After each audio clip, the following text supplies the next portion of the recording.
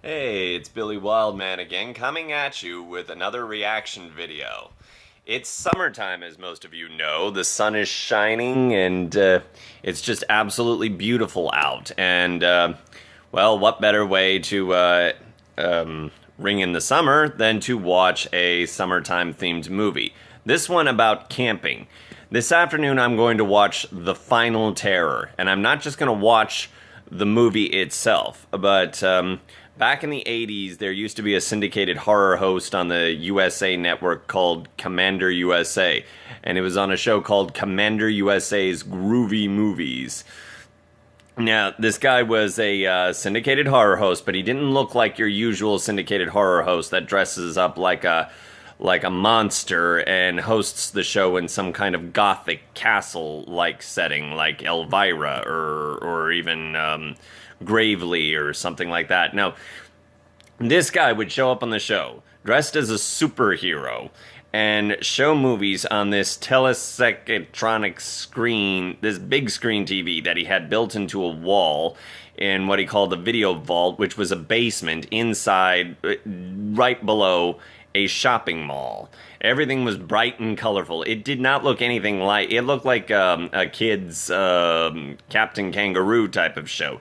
And not the type of character that would be hosting horror movies. And that was one of the things that would get you by surprise about this guy. His little hand puppet named Lefty was like this, just his left hand. And he would draw a face on it using cigar ashes. And he was really funny and kind of creative. And he always did all the hosting bumpers around the movie. So I'm not just going to be watching The Final Terror, which is a horror movie about something to do with camping, and Daryl Hannah is in it. This is like one of her first movies. So I'm going to be watching the movie and the hosting segments by Commander USA on here. So I've never done this before, so I'm really excited.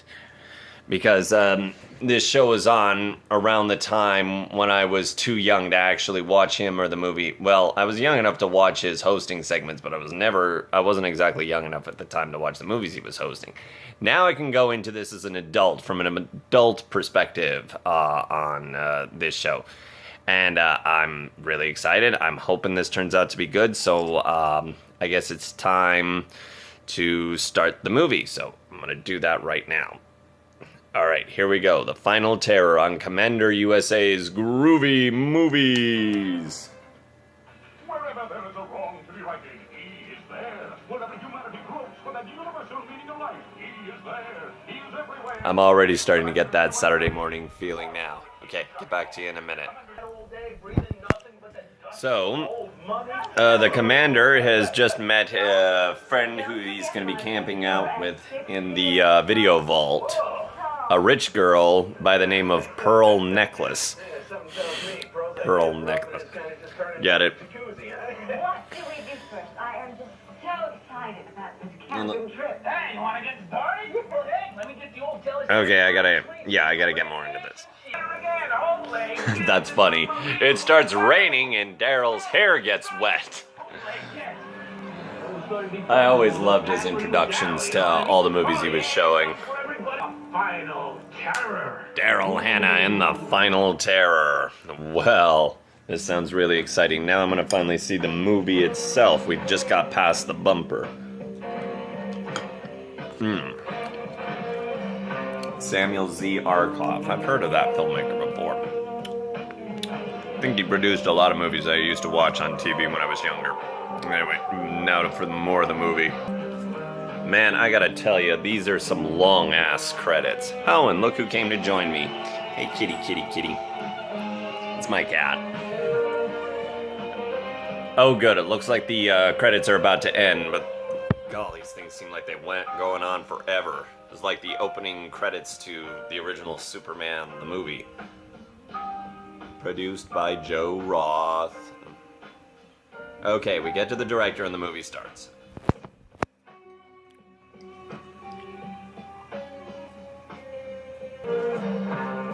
Okay, so two young people were just killed by what appears to be a Sasquatch that sets booby traps in the woods. Wow. I think there's supposed to be like the opening characters like Janet Leigh or Drew Barrymore or something. Well, anyway, let's get back to this movie. I recognize that head ranger, one over there. I think he's the guy from those Twisted Sister videos. Yeah, this next part of the movie's pretty exciting, man. Yeah, it's even scarier than Mike Tyson's baby pictures. Ugh, Mike Tyson's baby pictures. Oh, seriously? This thing comes with all of the commercial breaks intact? So don't forget the cheese. Don't forget the cheese. Does anybody remember that ad? Oh, the old Certs commercial. Wow. Remember when the women used to dress like that with the big hair and the hats? Man, it's been a while, hasn't it? Well, everyone's talking about the missing couple, but we all know what happened to them. And now it's quite obvious that these people going to this youth corp thing is going to run out into whatever Sasquatch booby-trapping beast is out there. And by the way, the guy who's the head of the thing, I swear, plays the evil father in all of those Twisted Sister videos from the 80s.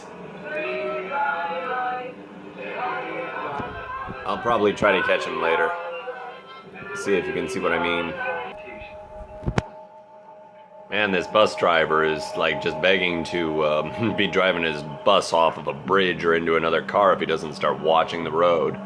Oh, a mental institution. They just, I think that might be alluding to something. A plot twist we'll find out later. It just seems to run that way. Campfire story that alludes to the plot line of the movie. And then somebody jump scares them. Such a cliche. Oh, and this douchebag is back again.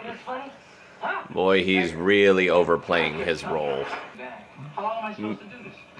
Excuse me, man, this guy has a very talented sounding wolf howl. Okay, we understand you're a talented howler. You can stop now. Oh, whoa, somebody is there. And they go back into the host segment. Howl that Adrian was doing there. Yeah, it sounded a little like Lon Chaney in the shower, you know? Yeah, that's what getting up early in the morning feels like. Well, now they're all over by the pond. Looks like everybody's all woken up now. Yeah, like I said before, this has got to be the evil dad from all those old Twisted Sister videos. You can't see his face right now. Okay, now you can see it. I hope you can see it. Now he turned around again. But yeah, he's clearly the same guy from the Twisted Sisters videos that's always yelling at and persecuting the boy in the video. Okay, I just watched a very disappointingly edited for television murder sequence in this movie. I should probably go to my Roku box, look up the drive-in movie channel, and just, because it's on there, and just watch the full movie uncut. But I'm kind of enjoying some of the stuff I'm seeing on here, like a lot of the 80s commercials. Like, some of these I just forgot totally. But it's just so much fun watching this. Well, it turns out Cerrone, the Howler, is okay, but I wish I could say the same about the leader of their group and his girlfriend. And we still don't know what happened to his girlfriend yet because we didn't actually see her getting killed, so, plot thickens. Oh, that is gross. She's gone to use a dark, dingy outhouse. She's laying down toilet tissue. Still, I would not shit in that. Oh. I think she found their group leader. Okay, well, they're all really going into this ace commando style, and they do realize or believe that it's somebody who lives in that cabin in the woods that's been doing this, that murdered their leader. Okay, now they're going to try to run down the road. They escaped the bus, and they're going to try to run down. No, they decided to run back into the woods again, where they're more likely going to get lost. And the maniac is, of course, going to get all of them. One by one, I'm guessing. Okay, in a bumper I just saw, Commander USA just commented that he hasn't seen this many dead bodies pile up since Joan Collins's birthday party or something. Well, the weird thing is, for a slasher film, The best. Nobody brings him home like a for a slasher film, I'd say this has had a pretty small body count. And because I've seen a lot of slasher films, and so far I can only count 4 people dead, and this only includes the first two people who were the opening victims. The guy just took some mushrooms, so he's kind of messed up. It kind of reminds me of that scene from Young Guns after they smoked the peyote. Butterflies. All right, well, we just got a bonus commercial for USA Up All Night. Wow, Gilbert Gottfried looked so young back then. You're kidding. Well, that was really anticlimactic. Let's see what the closing bumper on Commander USA will be. Okay, that was Final Terror on Commander USA's Groovie Movies. And, boy, I gotta tell you, let me stop the video first. Yeah, I kinda missed this show. You know, but I can see why he eventually had to retire from the show. 1989. Wow, is it that old? Okay, well, let me start off that by saying, excuse me. Seasonal allergies are kicking in, and it's really knocking me out, so I'm going to have to keep my response to this short. Yeah, that was a lot of fun. I think the host bumpers are what really saved this show. The movie really wasn't much. It was definitely a film that came out in the early 80s in the wake of all the summer camp slasher movies, and this one was about, like, teens on a survival hike, or whatever it was that I could pick up from watching it. Nobody was really... None of the characters in... This film was probably a very weakly written script. None of the characters really had any character. There was, like, 0 character development, anywhere between the characters or even the killer in the movie. The ending and everything just left me asking more questions. So, the cinematography and the camera work, let me start off. The film was very grainy, and it was really hard to see anything going on in this thing, even during the scenes where it was daylight. Everything about the story was just totally vague. Now about the Commander USA bumpers. They were the highlight of the entire movie. I don't think I could have enjoyed this thing without the Commander USA bumpers, because the movie was just meh. It really was. It was not the best of the summertime slasher films of the 80s. If you want to see good ones, beginning with Friday the 13th, you get Sleepaway Camp, you've got The Burning, you've got... Quiet! You've got The Burning, you've got The Madman. Those are good ones if you want to see a good summer camp or a camping out type of slasher movie.